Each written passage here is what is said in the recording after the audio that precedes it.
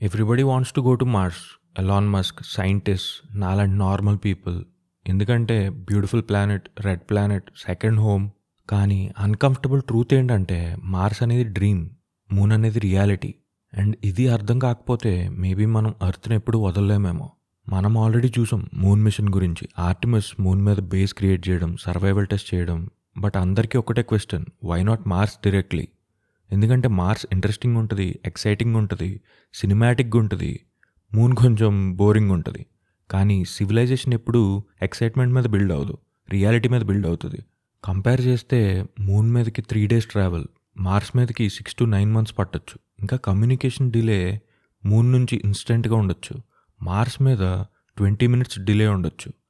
And moon మీద ఏమైనా mistake జరిగితే రెస్క్యూ చేసే ఛాన్స్ ఉండొచ్చు. కానీ మార్స్ మీద ఏమైనా మిస్టేక్ జరిగితే ఇంకంతే. మూన్ అనేది చాలా క్లోజ్లో ఉంది, కంట్రోలబుల్, టెస్టబుల్. కానీ మార్స్ అనేది చాలా డిస్టెంట్ అండ్ చాలా రిస్కీ కూడా. ఇది స్పేస్ గురించి కాదు, ఇది హ్యూమన్ సైకాలజీ గురించి.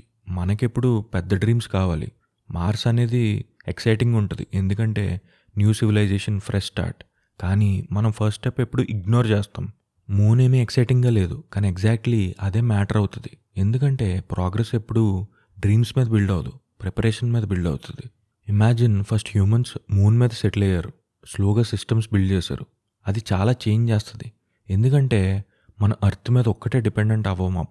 అప్పుడు మార్స్ పాసిబుల్ అవుతుంది, not as a dream but as a next step. అందరూ మార్స్ వైపు చూస్తున్నారు, కానీ హ్యుమానిటీ ఫ్యూచర్ మూన్ మీద స్టార్ట్ అయ్యే ఛాన్స్ ఉంది. ఎందుకంటే మనం వేరే ప్లానెట్ని కాంకర్ చేసే ముందు అసలు మనం ప్లానెట్ లేకుండా ఎలా ఉండాలో చూడాలి. సో ఫైనలీ చాలామందికి ఒక క్వశ్చన్ వస్తుంది, అసలు మార్స్ని మనం ఎందుకు చేంజ్ చేస్తున్నాం? అక్కడికి వెళ్ళడం పాసిబుల్ అనా, లేదంటే చూడడానికి బాగుందనా? Until next episode, keep questioning.